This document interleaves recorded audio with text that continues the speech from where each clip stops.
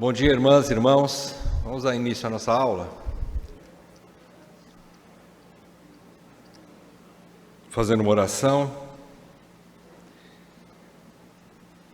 Ó Deus, nos quedamos mais uma vez diante da Tua Palavra, pedindo sabedoria do alto, Senhor, direção do Teu Espírito Santo, sem a qual, Senhor, nós entendemos que não entenderemos o que o Senhor quer de nós, o que o Senhor tem para nós.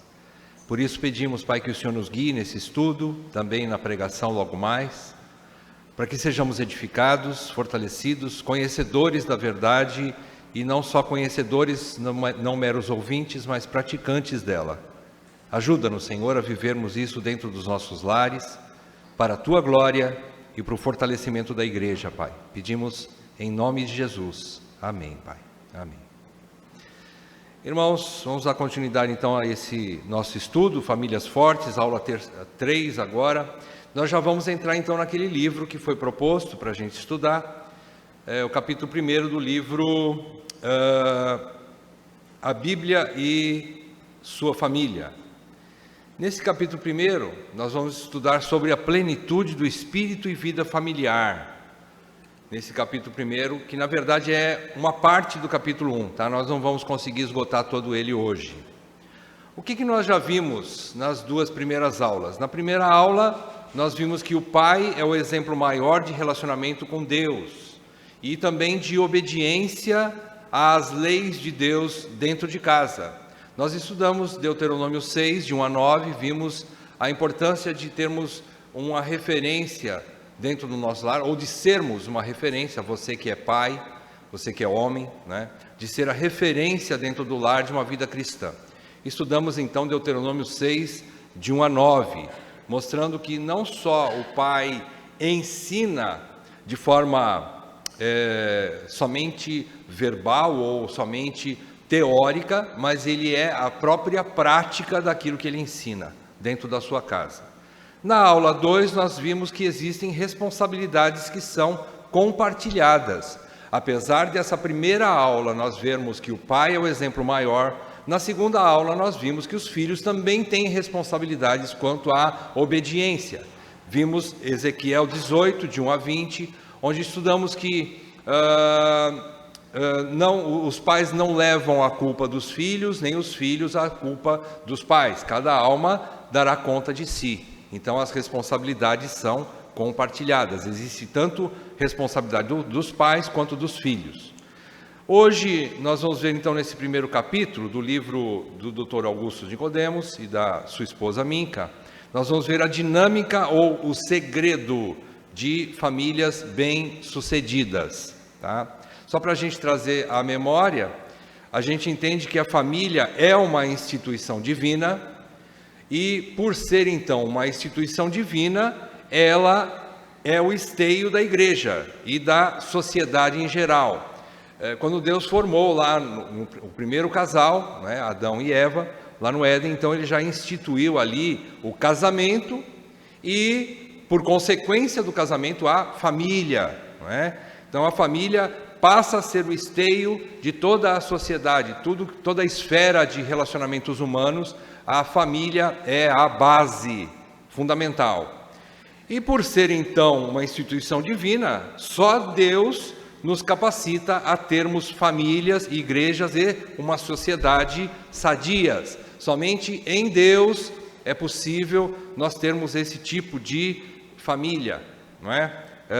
Sadia. E assim da mesma forma, igrejas e a sociedade sadias.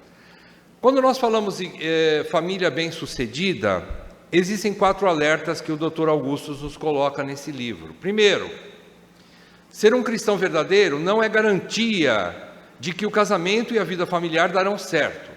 Não quer dizer que tudo o que, aplicando todos os princípios direitinho, querendo fazer tudo direitinho, ainda assim não é garantia que o casamento e a vida familiar vai correr tudo às mil maravilhas, né?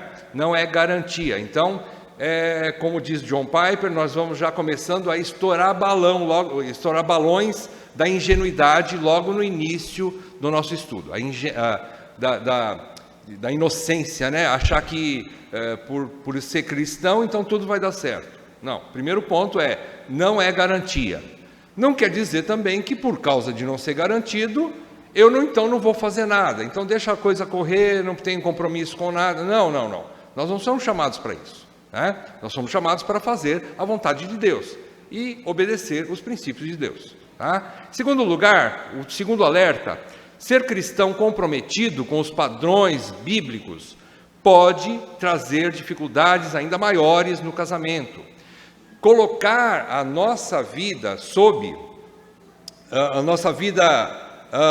conjugal e também familiar debaixo do prisma das Escrituras, debaixo da vontade de Deus, dos princípios bíblicos, pode trazer dificuldades ainda maiores. Vejam, nós estamos lidando com duas pessoas, falando de casamento, marido e esposa, duas pessoas pecadoras, com origem da queda, com corações embrutecidos, endurecidos, ainda a serem trabalhados pela graça de Deus, ainda a serem desenvolvidos em santidade, ainda a serem amadurecidos como homem, como mulher e nos seus relacionamentos também. Então, tudo isso, ao longo da caminhada, nós não podemos dizer que, porque eu vou agora fazer tudo direitinho conforme a Bíblia me ordena, que tudo vai dar certo e não vou ter nenhum problema. Não, dificuldades aparecerão.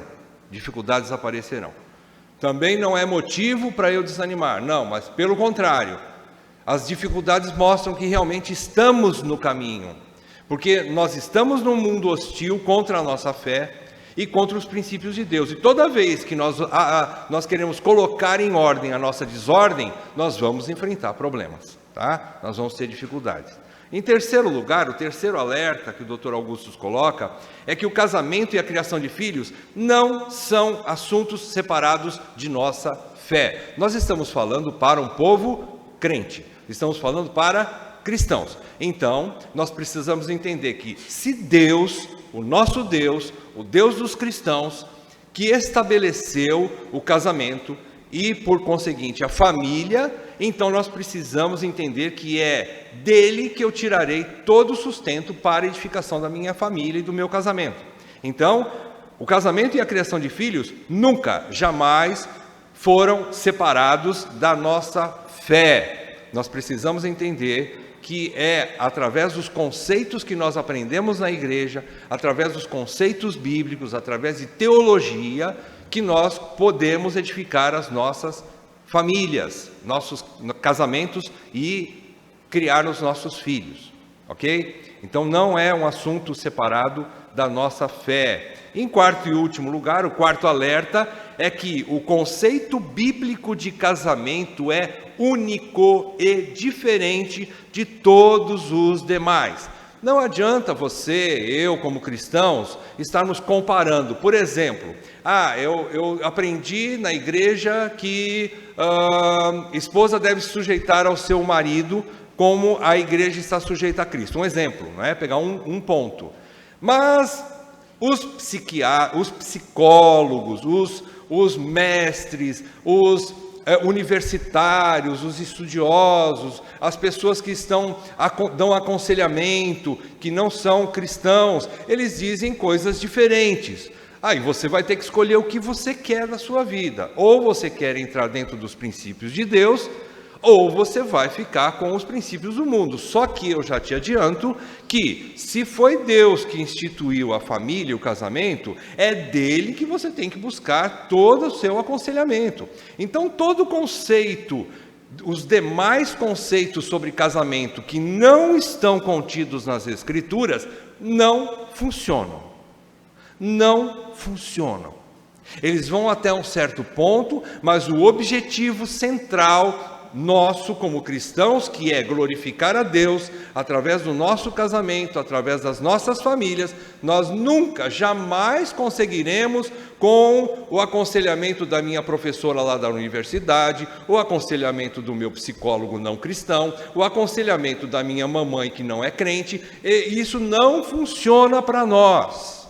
Não funciona para nós. Qualquer outro conceito que não é bíblico não funciona para, se é que você quer edificar a sua casa como um cristão. Ok? Então estão aí 4 alertas.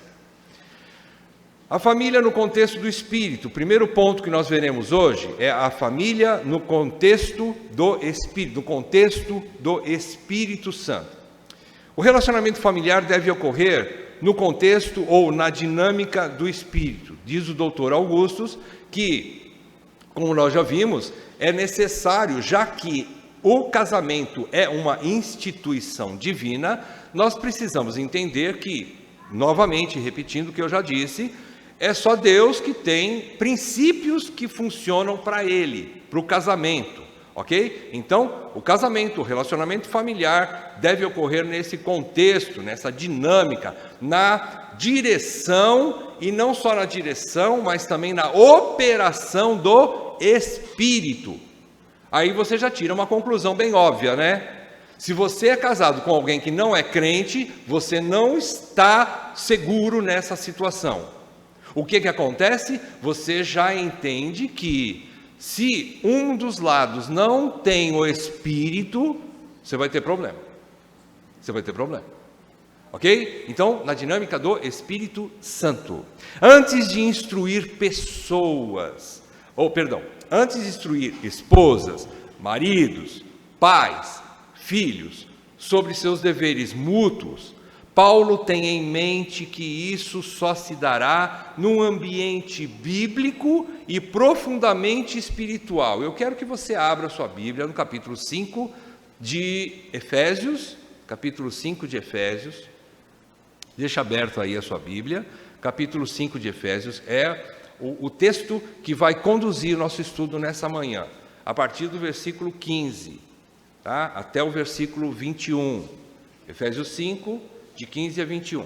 Então, antes de Paulo, no versículo 22 do capítulo 5, até o capítulo 6 de Efésios, versículo 9, Paulo vai falar de todos os relacionamentos importantes da vida do crente. Primeiro, relacionamento conjugal, marido e esposa. Segundo, relacionamento familiar, pais e filhos, filhos com pais. Terceiro, relacionamentos na sociedade, patrão-empregado, empregado-patrão.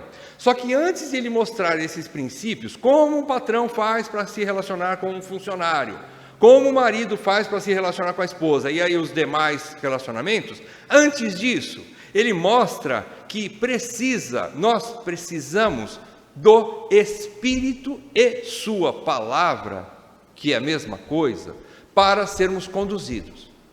Sem ele, nós não teremos uma família e um casamento edificados sobre a rocha, e de forma que glorifique a Deus, ok? A ordem é: e não vos embriagueis com vinho, no qual há dissolução, mas enchei-vos do Espírito. Esta é a ordem de Paulo, primeiro ponto aqui, versículo 18 desse capítulo que você abriu aí, Efésios 5, 18, então mostra que é necessário encher-vos do Espírito para que o marido possa amar a esposa como Cristo amou a igreja, para que a esposa possa se submeter ao marido como a igreja está sujeita a Cristo, e assim nos demais relacionamentos. Entenderam? Então, antes de qualquer coisa, é impossível, por isso que nós não podemos pregar princípios para aqueles que não são convertidos ainda, que não têm o Espírito Santo. Não adianta você falar: nossa, o vizinho teu que nunca ouviu falar de Bíblia, não é crente, você não adianta chegar nele e falar: nossa, você maltrata a sua esposa, você tem que aprender a amar a esposa como Cristo amou a igreja. Bobagem! É colocar pano novo e remendo novo em pano velho. Não faça isso. Você está gastando tempo e jogando pérolas aos porcos. Você precisa evangelizar para que ele creia no Senhor. Uma vez convertido e tendo o Espírito Santo, aí você ensina: olha, agora você passa a amar a esposa desse jeito, tá bom? A esposa passa a amar o marido desse jeito, ok? Aí ele pode fazer aquilo. Sem o Espírito, nenhum de nós podemos praticar essas verdades. Nenhum de nós. Nós dependemos do Espírito Santo. E como fazer isso então? A resposta está aqui nesse trecho que nós vamos estudar agora. Como que nós podemos nos encher do Espírito Santo para praticar a vida a vida conjugal, a vida familiar, a vida na sociedade e na vida da igreja, dentro dos princípios de Deus. Vamos lá então. O versículo 15 e 16, versículos 15 e 16, Paulo está ordenando ali que seus leitores, ele ordena seus leitores a utilizar sabiamente o tempo deles. Percebam, ele diz assim: portanto, vede prudentemente como andais. Como é que vocês estão vivendo? O que vocês estão fazendo da tua vida? Qual é o que você faz com o seu tempo, desde o horário que você acorda até o horário que você vai dormir? Como é que você está dinamizando? Como é que você está caminhando? Como é que você está vivendo, né? Vede prudentemente como andais, não como nécios, e sim como sábios. A sabedoria aqui está em utilizar o tempo da maneira correta. Então utilizar o tempo da maneira correta é trabalhar o dia inteiro e ganhar dinheiro. Não. Utilizar o tempo de maneira sábia, sensata, segundo Deus, é colocar Deus em primeiro lugar, as coisas do alto em primeiro lugar, buscar o reino de Deus em primeiro lugar, estar se enchendo do Espírito em primeiro lugar, estar buscando o estudo bíblico, o conhecimento bíblico em primeiro lugar. Isso é estar vivendo de maneira sábia e não nécia. Então, vede prudentemente como andais, não como nécios, e sim como sábios, remindo o tempo, ou salvando o tempo. Por quê? Ele dá uma razão aqui, bem curta. Por quê? Porque os dias são maus. Porque nós vivemos uma atmosfera, os dias são maus desde Paulo. Desde que ele escreveu essa carta, os dias são maus. E nós não podemos estar vivendo numa atmosfera inocente, achando que agora as coisas com a tecnologia, com o século 21, com tudo isso que nós temos aí, nós estamos em dias melhores. Não, aquela historinha da carochinha, que dias melhores virão, isso só vai acontecer quando o Senhor voltar, aí dias melhores virão. Até então a coisa só vai piorar, e os dias então são maus. Ora, se são maus, eu preciso entender que eu tenho que me posicionar para que eu possa estar edificando a minha casa, para que eu possa estar vivendo de maneira sábia e não nécia, como diz, prudente, né? E não nécia, como diz no versículo 15, e então estar buscando aquilo que realmente importa.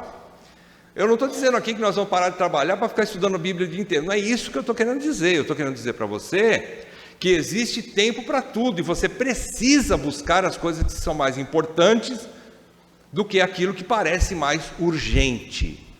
O mundo está mostrando para nós a urgência de muitas coisas, mas Deus está querendo dizer que existem coisas urgentes e importantes que falam sobre eternidade, muito mais do que conceder coisas aqui.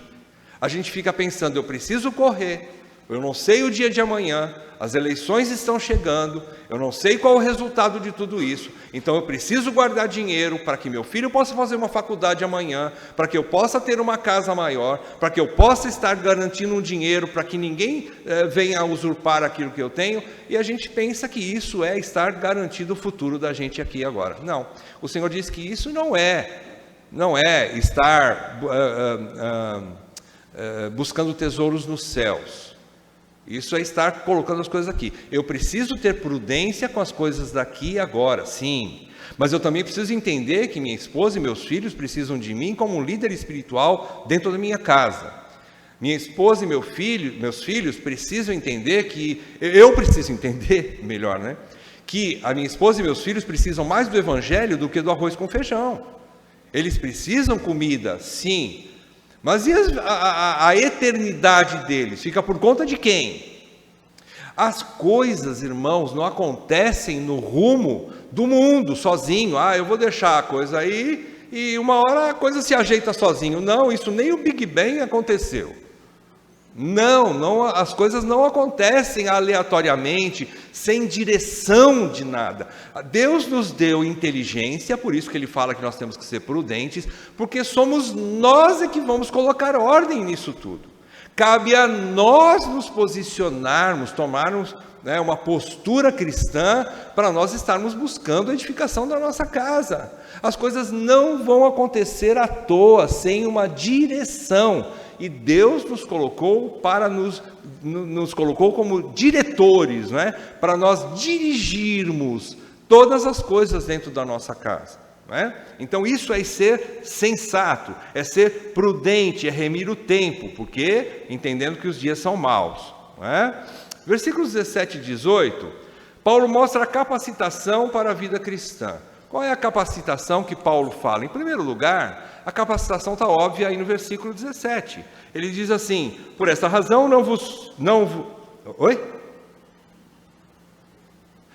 versículo 17, ele diz: por esta razão, não vos torneis insensatos, mas procurai compreender qual a vontade do Senhor. O que é compreender a vontade do Senhor? É saber o que o Senhor quer, né? E onde está a revelação da vontade do Senhor? Nas Escrituras. Então aqui, Paulo já está mostrando, coloque sua atenção no estudo das Escrituras. Busque conhecer nas Escrituras o que Deus quer para você, o que Deus quer para a sua família, o que Deus quer para o seu casamento. Não, como eu disse antes, não é questão de buscar aconselhamento psicológico, que não é cristão, ou qualquer outro tipo de aconselhamento. Não estou dizendo que isso está errado, mas eu estou dizendo, se você quer uma vida, um casamento firmado nas Escrituras, você precisa das Escrituras. Se você quer a tua vida familiar como cristão, como cristã, firmada em Deus, você precisa de Deus. Então você precisa buscar aquilo que está revelado naquilo que Ele deixou. Deus não deixou nenhum outro documento para nós a respeito da revelação da sua vontade, a não ser as Escrituras, a palavra de Deus. Então, primeiro ponto, Deus nos capacita através do que Ele nos deixou. Veja, Ele poderia ter implantado todo, como se fosse um arquivo dentro da minha mente, toda a Escritura dele. Ele poderia ter feito isso, mas Ele não quis. O que é que Ele quer que eu faça? Que eu busque o conhecimento, que eu estude a Bíblia. Ele me capacitou da seguinte forma: você tem um dínamo dentro de você, né, que é o próprio Espírito de Deus, que faz com que você compreenda as coisas de Deus. Agora, se eu não abrir a Bíblia e não estudar a Bíblia, o Espírito não faz isso sozinho. Não é um arquivo como se fosse um computador, que ele bota lá aquela informação, aquele drive, sei lá como é que chama, e aquilo carrega ali a minha mente de toda a informação da vontade de Deus. Não é assim. Eu preciso estudar para conhecer a vontade de Deus.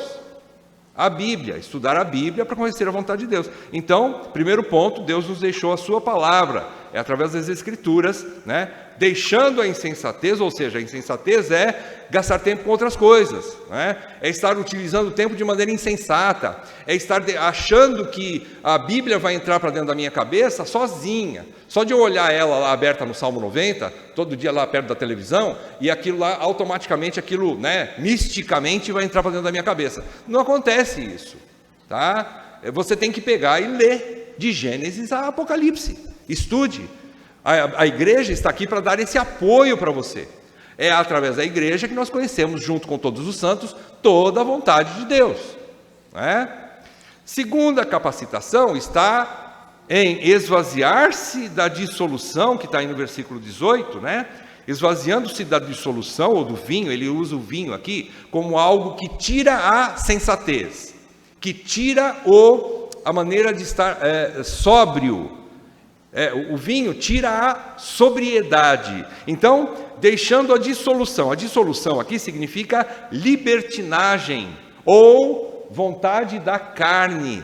Deixe a vontade da carne para deixar-se encher do Espírito Santo, né? Ou seja, ser cheio do Espírito Santo não é que você vai sair pulando por aí, flutuando por aí, expulsando demônios em todo mundo. Não é isso que estar cheio do Espírito Santo, cantando, né, fora de hora, falando um monte de palavras que ninguém entende nada. Isso não é estar cheio do Espírito Santo. Cheio do Espírito Santo é quando você anda naquilo que o Espírito Santo ensina na sua palavra. Estar cheio do Espírito Santo, conduzido pelo Espírito Santo, ou conduzido por Deus, sujeitando-se a Ele, é quando você aplica as Escrituras no seu coração e você vive segundo aquilo que o Espírito Santo, na inspiração dele mesmo, o Espírito Santo, que inspirou as Escrituras, coloca dentro do meu coração. Quando eu consigo amar a minha esposa como Cristo amou a igreja, quando a esposa consegue se sujeitar ao marido como a igreja está sujeita a Cristo, ela está plena do Espírito Santo. Ela está fazendo a vontade de Deus. Ela está caminhando no Espírito. Ela está caminhando no Espírito. A gente faz muita confusão, os evangélicos têm muita confusão, né? Parece que precisa de um movimento muito mirabolante para achar que ali está a presença do Espírito Santo. A presença do Espírito Santo está aqui hoje entre nós, quando nós falamos das Escrituras de Deus. Quando nós abrimos as Escrituras. Quando nós temos o desejo de pedir perdão para alguém. Quando nós temos a vontade de estar se reconciliando com o inimigo, quando nós temos a vontade de fazermos o bem para aquele que ainda que faça o mal para nós, quando nós temos vontade de estarmos edificando a igreja, servindo os irmãos, simplesmente assim, não sai fumaça, não sai luzinha, não aparece dente de ouro, não é isso que é estar cheio do Espírito Santo. Mas são coisas simples do dia a dia, nós estamos plenos do Espírito Santo quando nós estamos praticando a vontade de Deus através das Escrituras. É isso, ok? Então, versículos 17 e 18, Paulo está falando sobre a capacitação. E finalizando, Paulo vai falar agora, dentro desse mesmo contexto, nos versículos 19 a 21, quais são os resultados que nós vemos aqui, através daquele que está cheio do Espírito Santo e, consequentemente, também andando segundo a vontade de Deus, conhecendo e praticando a vontade de Deus. O que acontece? Primeiro, você vai entender lá no finalzinho, Paulo parece que deixou lá no finalzinho, no versículo 21, mas é o que nos chama a atenção, porque esta é o fundamento da vida cristã.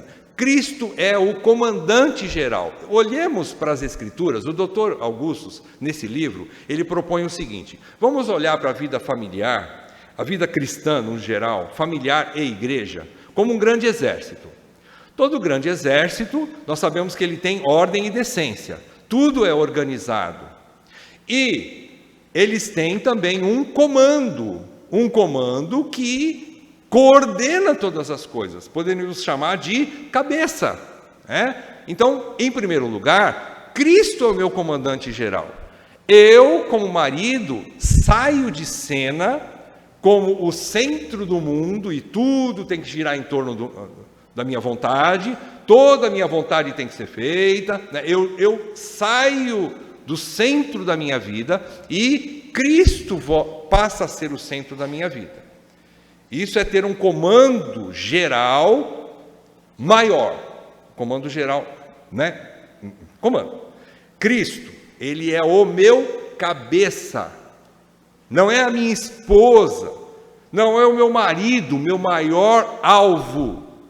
É o Senhor. Cristo é o cabeça maior. É o comandante geral, né? Os demais membros sujeitam-se a ele e também uns aos outros, ou seja, o corpo, que nós chamamos de igreja, e nós envolvendo famílias, casamentos e tudo mais, todo tipo de relacionamento cristão, o corpo todo é dirigido pelo cabeça, Jesus Cristo. Todo o corpo é dirigido pelo cabeça, Jesus Cristo. O Espírito de Cristo e a palavra de Cristo conduzem todos os relacionamentos dos crentes em benefício mútuo, não individual. O cristão que quer, sabe aquele cristão que às vezes é endurecido, ensimesmado, né? Ele quer que a vontade dele seja feita de qualquer jeito. Das duas uma, ou ele ainda não é cristão, ou ele não foi convertido ainda, ou ele precisa sim ser corrigido, ele precisa ser disciplinado por Deus para entender que agora quem manda na vida dele não é mais ele não é dono mais do seu nariz, ele não age mais para si mesmo, ele não vive mais para si mesmo, ele vive primeiro para a glória do seu cabeça, que é Cristo, o comandante maior, e para o bem daqueles que estão ao seu redor. Por isso que às vezes os maridos confundem essa ideia, que nós vamos chegar lá na frente, quando nós chegarmos no capítulo 5, de 22 em diante, Paulo fala sobre o marido amar a esposa como Cristo amou a igreja, que a esposa tem que ser sujeita ao marido como a igreja está sujeita a Cristo. Então, parece que é uma sujeição absoluta ali, né? Ou que o marido, né, tem toda a primazia sobre ela, ele é superior a ela. Não, nós já entendemos isso, né? A igreja aqui já entende bem isso, mas assim, só para recapitular, não é isso. A liderança masculina dentro do lar é uma liderança servil. É uma liderança sacrificial. Por quê? Na sequência, Paulo fala que o marido precisa amar a esposa como Cristo amou a igreja. E como que Cristo amou a igreja? Ele amou se entregando por ela, morrendo por ela, cuidando dela, purificando-a, fazendo dela, como a gente poderia dizer assim, ele fez aquilo que nenhum homem poderia fazer por alguém que não merecia. Por alguém que, digamos assim, se colocasse a igreja, nós, ao lado de Cristo perfeito, Deus, nós não tínhamos vantagem, não tínhamos mérito algum, mas ainda assim ele amou, e ele diz que ele se esvaziou para poder salvar os seus, para poder cuidar da sua igreja, ele deixou, ele não usou a sua posição divina, mas ele morreu, ele se esvaziou de si mesmo para poder servir a igreja. Então, esse é o exemplo de liderança do homem para com a mulher, Cristo. Né? Então, não há espaço para individualidade, para egocentrismo dentro da família cristã, dentro do casamento cristão. Não há espaço para isso, ok? Sujeitando-se uns aos outros, nesse texto aqui, que sujeitando-vos uns aos outros, né, no versículo 21, a gente vê que Paulo está falando o seguinte, consagrando-se para esse serviço, ou submetendo-se, colocando-se em apoio ou auxílio aos outros. Aqui a gente entende que parece que dá uma conotação tanto de passividade quanto de atividade. Aqui, sujeitando, parece assim, eu estou sujeito então, né, a Cristo, e é só ficar quietinho e eu já estou obedecendo a Ele. Não, é colocando-se à disposição para fazer a vontade de Cristo, e isso é sujeitando-se a Cristo. Então há uma ação, há uma vontade e uma ação, uma atitude de se colocar a serviço de Cristo. E, consequentemente, como ele diz antes, no versículo 19 e 20, aqui nós vamos então nos envolver uns com os outros. Ele começa no versículo 19, já dando como se fosse uma adoração, alguns pontos de adoração, falando entre vós, veja no plural, falando entre vós, né? Igreja. Aqui está falando da igreja, falando entre vós, com salmos, entoando e louvando de coração ao Senhor, com hinos e cânticos espirituais. Aqui ele está mostrando que, por causa de ser Cristo o cabeça da igreja, o comandante geral, que nós temos que temer e sujeitar a Ele. Por causa de Cristo, nós também nos sujeitamos uns aos outros, nós servimos uns aos outros e nós nos edificamos uns aos outros. Nós estamos nos edificando uns aos outros, como ele diz aqui, falando entre vós com salmos e hinos e louvando. Naquela época, falando era pregando a palavra, ensinando uns aos outros. E um dos métodos de ensino daquela época, que também é muito bom hoje, é a música. É através dos cânticos. Através dos cânticos nós também nos edificamos, né? Nós ensinamos princípios, muitas vezes para as nossas crianças, através da música, né? Da musicalização. Aquilo parece que bate lá no coraçãozinho da criança, na mente da criança, de uma maneira mais fácil, né? Então, ele está mostrando isso. Eu estou a serviço de Cristo quando eu sirvo os meus irmãos. E ele então, a partir do versículo 22, vai passar a falar o maior dos relacionamentos entre humanos, entre toda a raça humana é o casamento, porque ele é semelhante ao relacionamento eterno e divino entre Cristo e sua igreja. E a ideia de Paulo, então, aqui é mostrar que sem a ação do Espírito Santo, nós não conseguimos esse tipo de relacionamento. Nós não conseguimos esse tipo de relacionamento. Essa é a ideia de Paulo. Abram comigo em Tiago 4, de 1 a 3. Vamos ver o que seria o oposto, para a gente entender um pouco melhor o que Paulo está ensinando aqui. Vamos ver o que Tiago fala também, um texto paralelo que o Dr. Augusto sugere para a gente poder ter uma visão um pouco mais ampla sobre sujeitando-vos uns aos outros. O que seria o contrário de sujeitando-vos uns aos outros? Capítulo 4 de Tiago, de 1 a 3, diz assim: de onde procedem guerras e, que mais? E contendas que há entre vós? Ele faz uma pergunta: de onde vêm essas brigas todas? De onde vêm essas encrencas, esses relacionamentos quebrados que há entre vós? De onde vem? Ele responde: de onde? Senão dos prazeres que militam na vossa carne.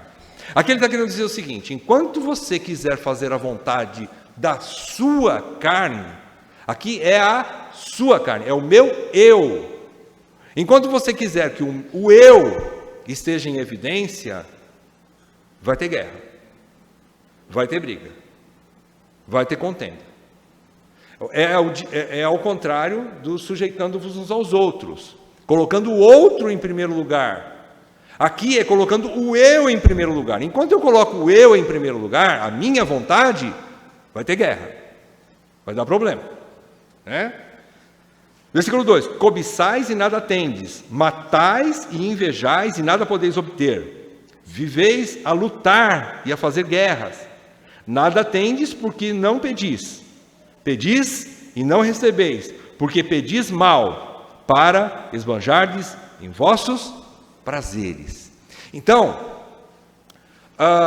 o contrário de sujeitando-vos uns aos outros é quando nós estamos nos colocando novamente no centro da nossa própria vida, estamos querendo que a nossa vontade seja feita a todo custo, a ponto de, como Tiago diz aqui, de fazer guerra, de matar, de invejar, de ter contenda o tempo todo, é briga o tempo todo, é dureza de coração, ninguém abre mão no relacionamento, ninguém pede perdão, ninguém dá o perdão, não há nenhuma possibilidade de reconciliação. Enquanto houver essa guerra, nós não estamos sujeitando uns aos outros, consequentemente, também não estamos fazendo a vontade de Deus, e muito menos nos sujeitando a Cristo.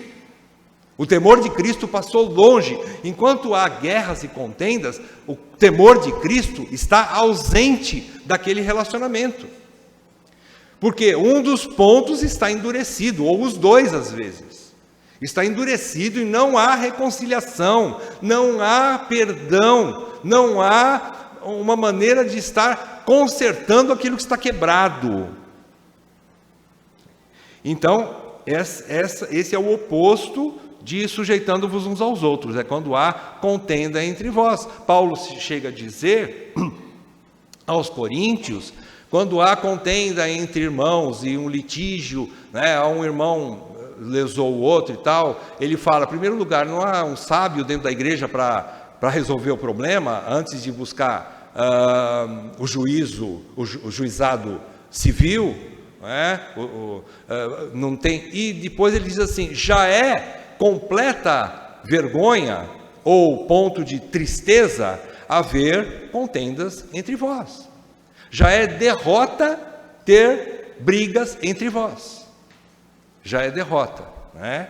Então, isso seria o oposto de sujeitando-vos uns aos outros. Para a gente concluir, as lições que nós podemos tirar, vejam, eu quero abrir aqui um espaço para que vocês também possam falar o que vocês compreenderam ou completar alguma coisa que faltou, tá? Eu vou pôr algumas conclusões que eu pude ver, sei que tem mais, e aí a gente então pode debater um pouquinho.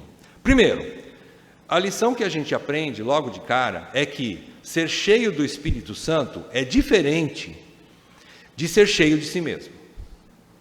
Orgulho não faz parte da vida cristã. Cheio de si mesmo é uma pessoa que está cheia de si mesma, é uma pessoa orgulhosa, soberba, né? Está transbordando de si. O seu eu é maior do que o seu coração para com os outros. Então, nesse caso, ela sempre quer que a vontade dela prevaleça. Ela sempre quer que a vontade dela seja feita. Não a de Deus, nem a do outro, mas a dela. E então ela está ainda no pedestal, é a pessoa que está ali no centro de sua própria vida, né? O universo gira em torno dela, ela é o sol de toda a criação de Deus, né? Deus existe por causa dela, então ela é o centro de todas as coisas. Essa é a pessoa soberba, ela briga até com Deus quando a vontade dela não é feita, né? Imagine com o marido, com a esposa, com os filhos e pais, né? Então é assim. O contrário de cheio do Espírito Santo é ser cheio de si mesmo, tá? Primeira lição, então, só é possível um relacionamento completo e espiritual entre cristãos. Não é possível um relacionamento pleno, segundo Deus, entre ainda que seja um cristão comprometido e um não cristão. Não é possível. Por quê? Porque uma das partes não tem o Espírito Santo. Abra comigo então 2 Coríntios 6, 14 a 18. 2 Coríntios 6, de 14 a 18, o texto clássico que fala sobre o jugo desigual. 2 Coríntios... Vamos lá.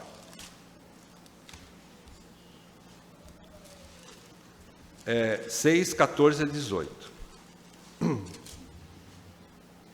Não vos ponhais em julgo desigual com os incrédulos, porquanto que sociedade pode haver entre justiça e iniquidade? Ou que comunhão da luz com as trevas? Que harmonia entre Cristo e o maligno? Ou que união entre o crente e o incrédulo? Versículo 16, que ligação há entre o santuário de Deus e os ídolos? Porque nós somos santuário de Deus vivente, como ele próprio disse: habitarei e andarei entre eles, serei o seu Deus, eles serão meu povo. Por isso, retirai-vos do meio deles, separai-vos, diz o Senhor. Não toqueis em coisas impuras, e eu vos receberei. Serei vosso pai, e vós sereis para mim filhos e filhas, diz o Senhor Todo-Poderoso. Então, primeiro ponto aqui, a gente entende que é impossível, no julgo desigual, desfrutarmos de um casamento para a glória de Deus. Não é possível, não é, isso aqui não é palavra de homem, isso aqui é princípio bíblico. Não se discute princípio bíblico. Ok? Primeiro ponto. Segunda lição. Só se mantém um relacionamento espiritual quando todos os envolvidos estão dispostos a manterem-se cheios do Espírito Santo. Quer dizer que então, se o marido é crente, a esposa é crente, os dois têm o Espírito Santo, não dá problema? Não. Dá problema sim. Quer dizer, não? Sim, dá problema. Vocês entenderam o que eu quero dizer, né? Eu não quero dizer que não dá problema. Dá problema sim. Por quê? Porque manter-se cheio do Espírito Santo não é fácil. Como nós dissemos anteriormente, requer renúncia, esvaziamento de si mesmo, colocar o eu na lata do lixo, para que eu me esvazie e seja cheio do Espírito Santo. E então o Senhor, no seu Espírito, me dará condições para amar a outra pessoa, me relacionar com a outra pessoa.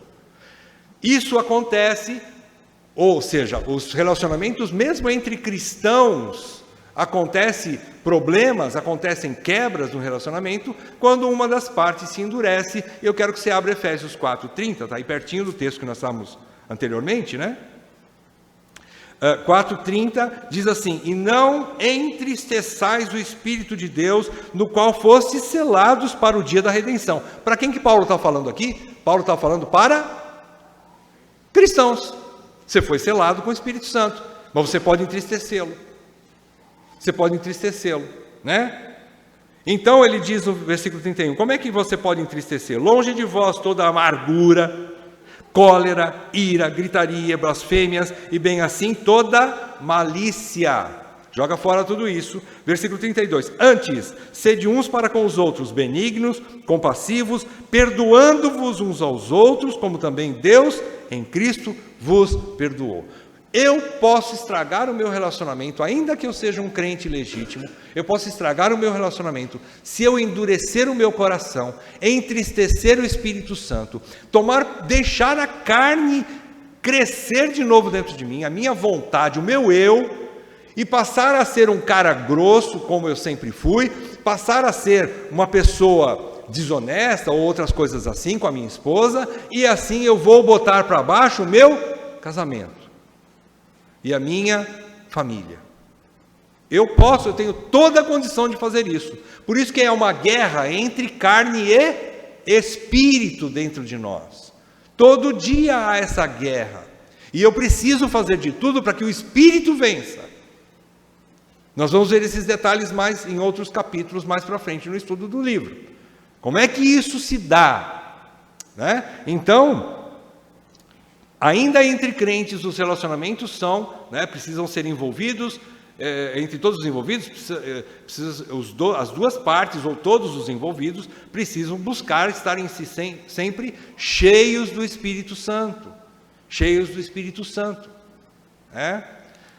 Em terceiro lugar, já que o casamento e a família são instituições divinas e mantidas no contexto do Espírito Santo, não podemos desenvolvê-los por nossas próprias forças. Isso fica bem claro para nós hoje nessa manhã, né? Não tem dificuldade para a gente entender isso. Nós não conseguimos manter um casamento dentro dos princípios de Deus e abençoado por Deus, ainda que com problemas. Não significa que problemas nos rouba as bênçãos de Deus. Não, problemas financeiros, problemas até de relacionamentos, mas quando são lidados de maneira madura, no Espírito, na vida de perdão, aplicando o Evangelho do perdão de Cristo, é uma vida abençoada ainda assim.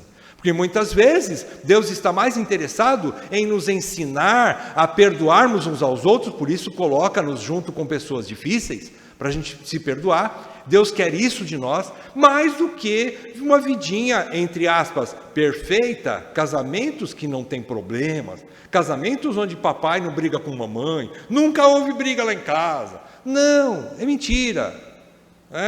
Se não há briga em casa, é porque os dois não estão se relacionando. Não há relacionamento entre eles. Toda vez que há relacionamento, há algum tipo de divergências e brigas. Então, Deus está interessado em nos fazer praticar o Evangelho dentro de casa, que é viver uma vida de perdão, de renúncia, de serviço mútuo, de abençoar o outro mais do que ser abençoado, de suportar uns aos outros em amor, de perdoar uns aos outros.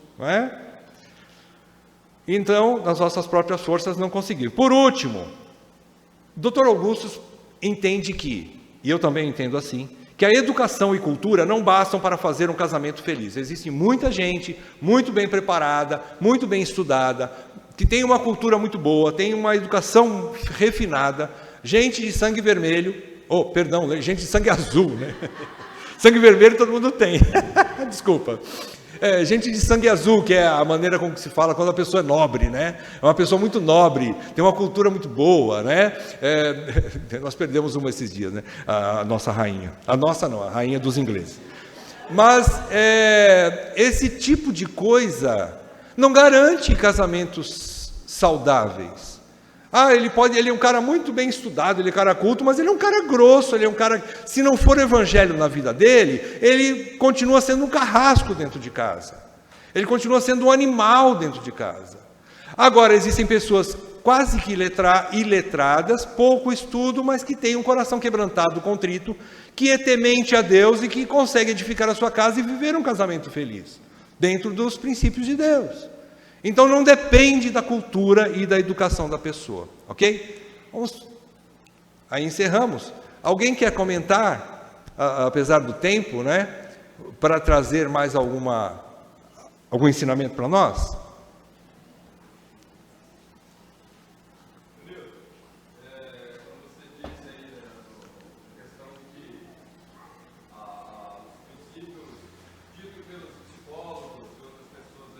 elas não devem ser levadas em conta, isso se elas estiverem em confronto com a vida. Isso, exatamente, Deus, para essa comum, ele pode usar, às vezes, o psicólogo. Justo, é verdade, irmão. Porque senão a gente vai com o coração fechado, não, tudo que ele falar está errado. Né? Exato. A palavra de Deus diz, ouvir tudo, a gente tem o que é bom. Né? E aí nós vamos julgar segundo a palavra de Deus. Isso que vai... É verdade, César. Muito bom. Outro ponto também é com relação a tentar aplicar os princípios em Cristo. Sim. A gente viu a questão do filme lá, né? Então mostra aí que, primeiro, é como você está dando um belo churrasco para um defunto. Mas você acabou primeiro de vida, vai ter fome. Sim. Desfrutar daquele churrasco. Verdade. Perder seu tempo, né? Então, na verdade, se eu quero edificar minha casa, meu lar, na rocha que é Cristo, primeiramente, isso precisa ser um lar cristão, onde Cristo é o centro, onde o Espírito Santo habita, porque senão vai estar todo mundo morto, não vou ter vida, não adianta, por mais que eu faça um belo churrasco para oferecer para a minha família, está todo mundo morto, não vai necessitar. Justamente. Vida, para daí então nós podemos ir ajustando. Aí o próprio Cristo, o Espírito Santo vai nos dando tudo, vai capacitando cada um a ter esse coração humilde e submetendo. Sim, exatamente. Esse princípio é importante, só lembrando aqui, eu esqueci de falar um detalhe, existem exceções de famílias onde um dos cônjuges é crente e outro não. Como lidar com isso? Então eu estou sugerindo aqui o divórcio? Não estou sugerindo o divórcio. Eu estou sugerindo o que o princípio de Deus a regra é essa, né? Não vos prendais a um jugo desigual. Uma vez que existe esse jugo desigual, como nós vamos proceder? Aí o doutor Augusto vai propor algumas coisas, como um crente e um descrente podem conviver. Como isso se dá dentro dessa atmosfera? Né? É possível, nós vamos entender nas Escrituras como isso se dá. Né? Então isso vai ficar para outra aula. Ok? Raquel?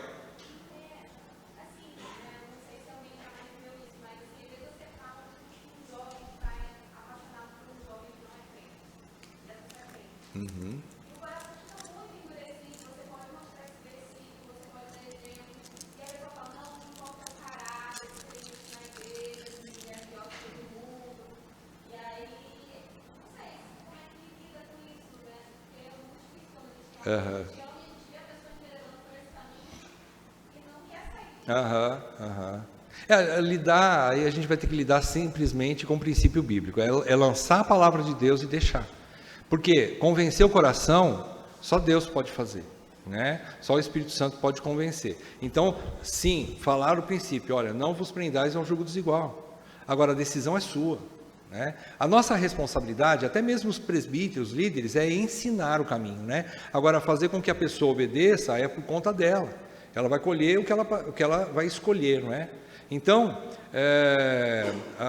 acho que, para mim, o que me vem à mente, assim, em primeiro lugar, aplique o princípio bíblico e deixe, já que é o princípio de Deus, Deus está interessado com aquele princípio em fazer a obra no coração do ouvinte, né? Da pessoa que a gente aconselha, né? E realmente, a gente pode até argumentar, tem muita gente que é bonzinho, mais do que muitos crentes que são malzinhos. Aí são dois problemas, né? O crente que é malzinho deveria se arrepender, mas nós não conseguimos fazer isso. Agora, o não crente que é bonzinho, não tem nada a ver com a eternidade, ele vai trazer problema para dentro do casamento, uma hora ou outra a bomba explode.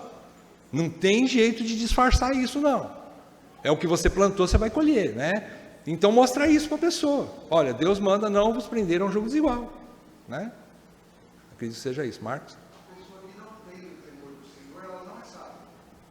Porque sim. O temor do Senhor é o princípio da sabedoria da palavra. Se ela não tem o temor do Senhor, não tem sabedoria. Se ela é cristã ou não cristã. Com certeza. Amém. Amém, irmãos. Deus abençoe a todos. Vamos ao culto.